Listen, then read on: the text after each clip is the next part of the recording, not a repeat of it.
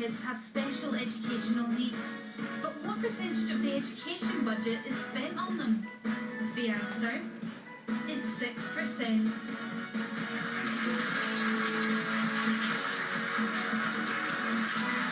Welcome back. You're watching Tuesday's Right Stuff with Yasmin Brown, Stephen Gates and Joanna Rowswell-Shans. Still to come this morning, should female workers avoid making tea for colleagues? 0207 173 5555, the number for your thoughts, because apparently if you act like a tea lady, you get treated like a tea lady. Is this advice tea potty or anything but?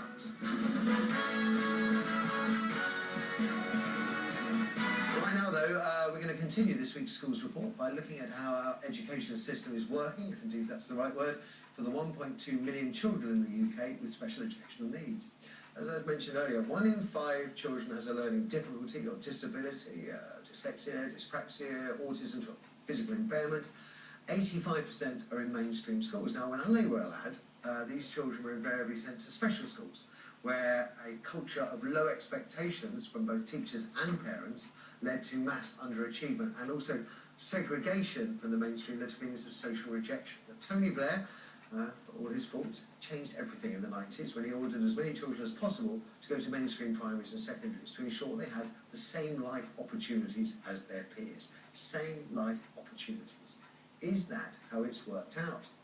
Well, the learning disability charity MENCAP claims 8 out of 10 parents reckon that their children with special needs aren't getting the help they need.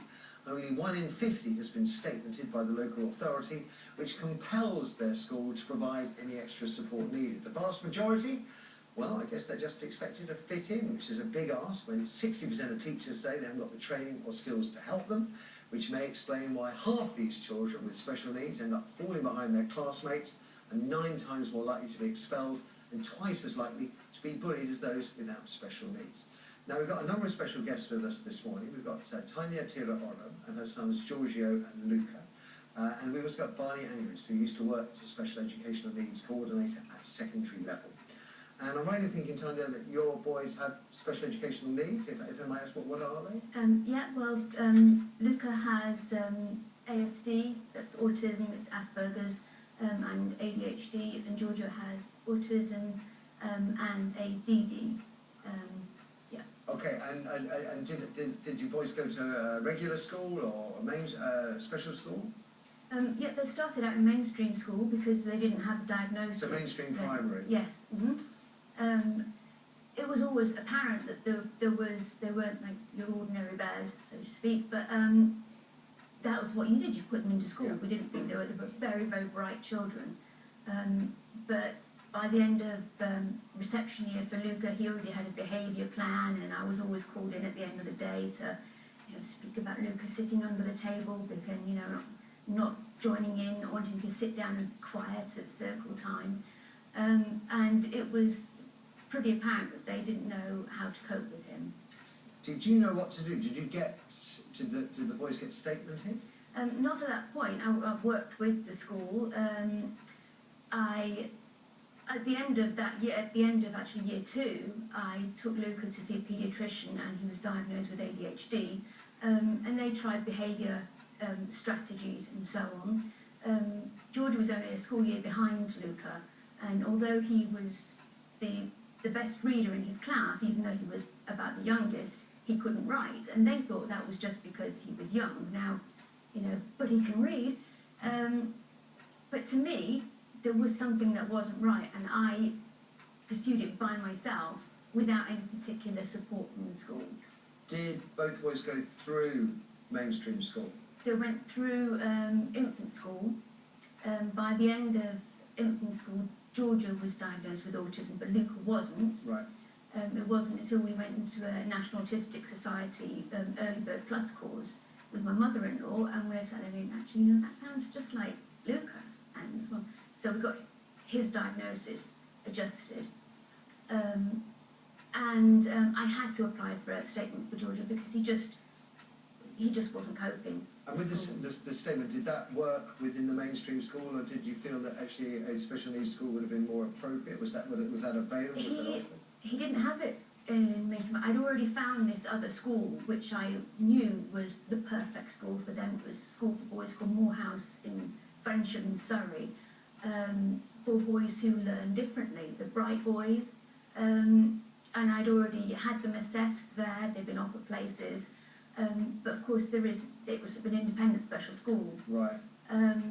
I'd already started the process for Giorgio, but after an incident at school where he was discriminated against, I just took them both out and they started Morehouse early. Okay. Yasmin. And did Morehouse work out well? It's a fantastic school. Else. It's the Yeah. It's a dream school. I don't know why every school can't do something similar. They teach the boys as they learn. Every boy has an individual timetable. They have occupational therapy, speech and language therapy on site, and they both came out with A's, A stars. Fantastic, GCSEs. fantastic. Yeah. Well done, What a great lads. achievement. Joanna, something from you? Yeah, did Luca return to mainstream school for AS levels? They both went back in. Luca did ASs, but the support that he needed wasn't there because of the way they do it at Morehouse. You can miss it if you're a child. It's just checking, have you done that? Is that, are you sure you've done that? Have you read the brief properly? So Luca didn't actually realise it wasn't there.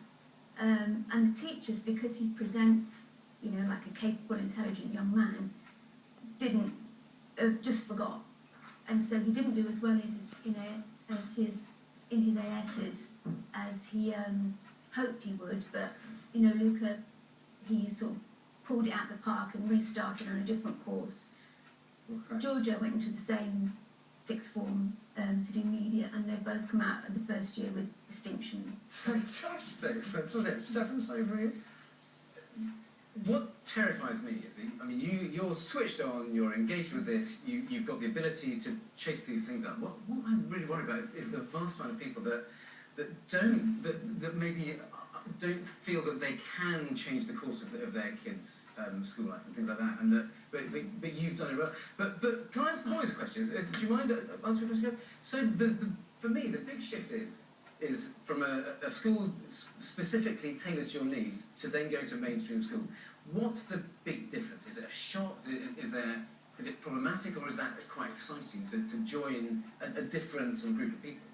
Well, actually, I was a lot happier when I went to mainstream education How? because there was, with a special school, there is the stigma and you're going to a special school, but at the same time, when you leave, you have the knowledge and the support that it gives you. So I didn't know what to expect, really. It was kind of more like you don't know anyone. As opposed to going through private school, all through, you know everybody, you know all the teachers. It's kind of new, and you're not sure what to think of it. But then, like Mum said, like Mum said, you don't notice the support's missing. So until it's kind of like, and you think, oh no, I'm fine, I'm just doing what I always do, and it's like the grades aren't quite getting what you expected, because it's not like they're not giving you as much help as you would have gotten. So the big question is, did you feel like you got lost in that? Were your needs not, because you're in a mainstream school, did it sort of get a bit, hidden under the covers and missed? I kind of felt more like it wasn't missed, but it was kind of like I chose not to receive it, because I kind of thought, oh, I'm doing fine. I did fine at GCSE. I'm probably a lot better than I was when I started Morehouse. So I kind of left it for a bit and thought, I'm going to see how I can do without it and see if I can cope without it, which wasn't exactly great. Barney here. 14 years working within a regular secondary school as a special needs coordinator. The question that we're asking is whether mainstream schooling is failing children with special needs. What is your initial response to that question? I think the real challenge now is there's such a variety in the way that mainstream schools are operated. And it was hard enough for parents before to know whether the support would be available, whether it would be the right kind of support. And now you've got so much change in the mainstream system, it's impossible for parents to know whether they will get a fair deal in terms of support, and whether the teachers will have the skills and the experience to really bring their child on. And one of the biggest issues we're facing is that as money is cut from schools, and we're looking at huge cuts over the next 5 years, Probably 8 billion is going to disappear from school budgets. There's an awful lot of pressure on school leaders to make savings, and that inevitably will include support teams. But also there's a temptation to look at younger teachers who are less experienced because they're cheaper. Okay, Yasmin, one more from you if we may. Time's pretty short, fellas. I'm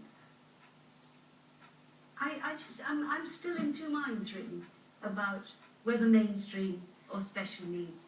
You know, I've heard the arguments on both sides. From your experience, which would you say works best? I think what works best is where the teaching is good and where the school is really, really well informed. That can be a special school, can be a mainstream school, can be a unit. It's where is the best teaching available. We have a training problem there. And if you look across Europe, every country in Europe is organised slightly differently in terms of mainstream and special school. Every country in Europe is having the same debate about, is it mainstream, is it special? I was going to say, and even the debate about, if you take special needs out of the equation altogether and just talk about education, that exactly the same logic could be applied where the good teachers are. Absolutely. Fascinating so far. We have to pause for a moment, after which we're going to take your calls. Are mainstream schools failing children with special needs is the question. 0207 173 5555, and whatever you want to tell us, good or bad. Plenty of calls coming up next.